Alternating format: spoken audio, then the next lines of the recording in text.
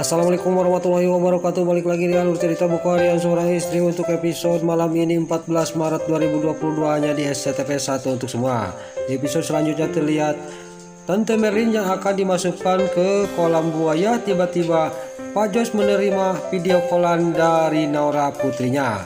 Dia juga sangat kaget dan senang melihat putrinya sudah bisa duduk dan bisa bicara. Dia juga kelihatannya sudah sembuh. Di sini juga Naura juga dia mengasih tahu bahwa di dekat dia ada Cornelia sama Nana. Terlihat Pak Jos juga sangat senang dan dia juga menerima lagi berita sangat menyenangkan bahwa gajahnya yang dia mau mati sekarang sembuh kembali. Di sini juga Tante Merlin juga diselamatkan dan dibebaskan. Lalu singkat cerita Tante Merlin juga sama Dewa dan Pak Fajar juga pergi dari tempat itu. Tiba-tiba pas di mobil dia menerima telepon dari Pak Jos.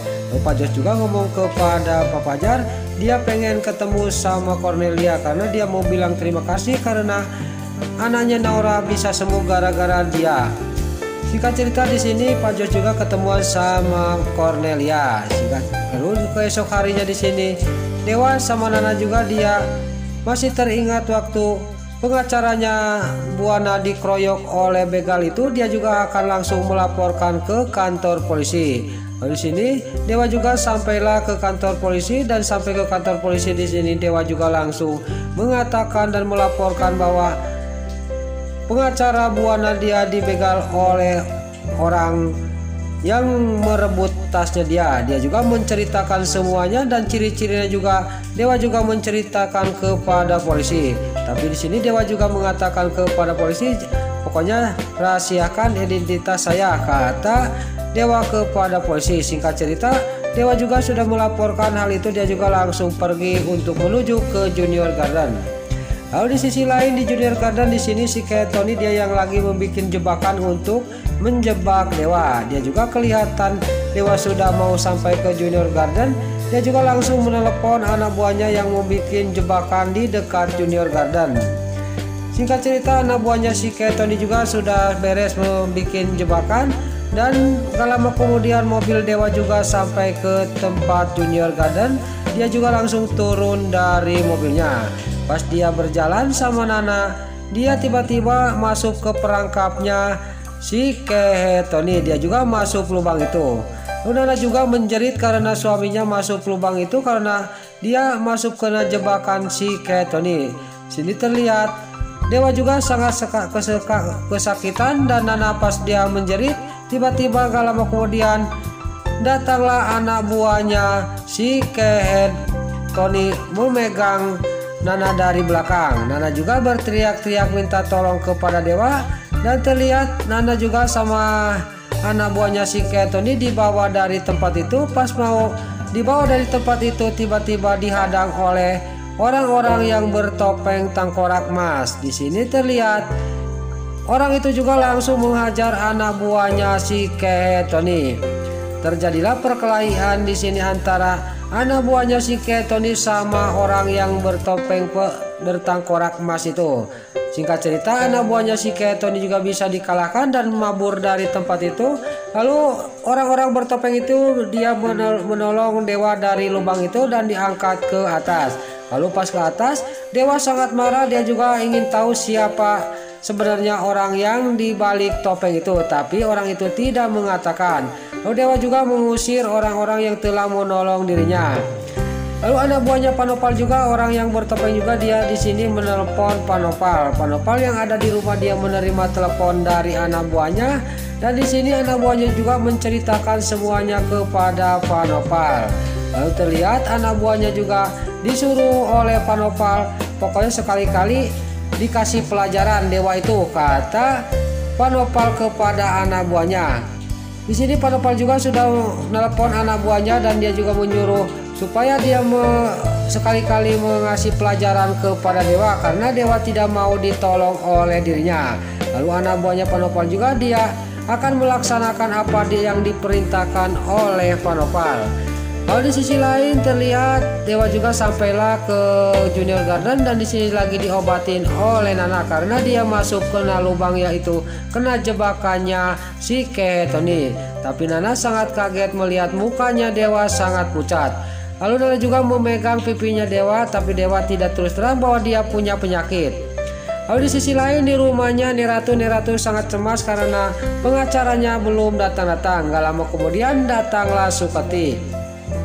Lalu Sukati juga nanya kepada Neratu dan Neratu juga ngomong kepada Sukati. Lalu Sukati juga disuruh menelepon kepada pengacara.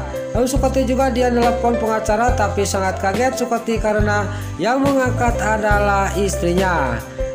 Lalu terlihat istrinya juga ngomong kepada Sukati dan telepon itu juga diambil oleh Neratu. Lalu Neratu juga ngomong sama istrinya pengacara.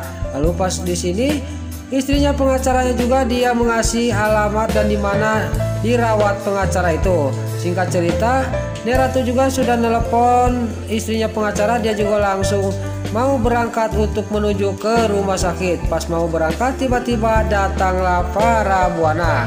Neratu juga mengasih tahu kepada para buana.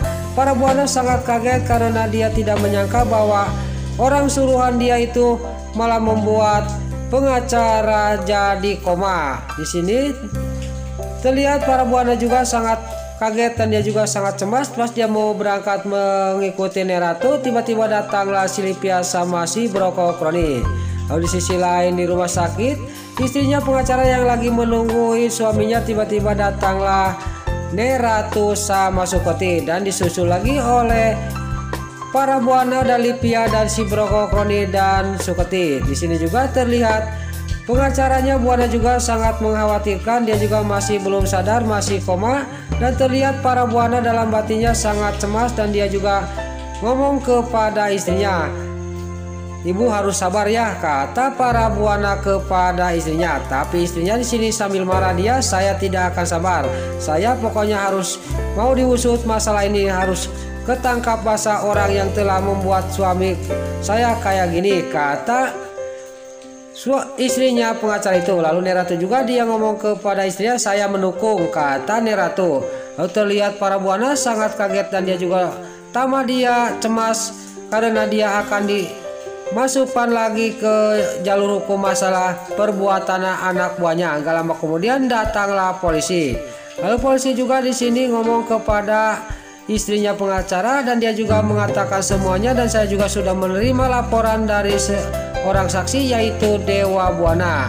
Dia juga mengasihkan ciri-ciri orang yang telah membegal pengacara ini dan terlihat para buana pas polisi ngomong kayak gini dia juga sangat kaget dan Neratu juga sangat kaget. Lalu Neratu juga pas dia kaget dia juga langsung nanya kepada polisi, "Itu cucu saya, sekarang di mana cucu saya?" kata Neratu kepada polisi. Lalu polisi juga dia ngomong kepada Neratu, "Maaf nih, karena dia tidak mau dikasih tahu di mana keberadaan dia," kata polisi kepada Neratu. Di sini terlihat para buana juga setelah polisi mengatakan semuanya dan ciri-ciri orang yang telah membuat pengacara sampai koma kayak gini, dia juga tamat cemas.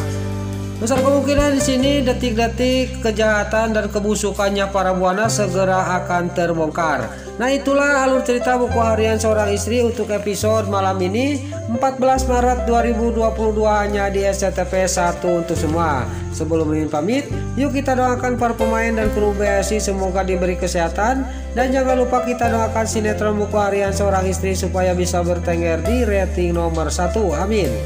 Dan juga sebelum Mimin pamit, bagi dulur-dulur, mama, tante-tante, bunda-bunda dimanapun Anda berada yang baru bergabung dengan channel ini, jangan lupa tekan tombol like, komennya, dan subscribe-nya. Dan jangan lupa nyalakan lonceng notifikasinya juga ya guys.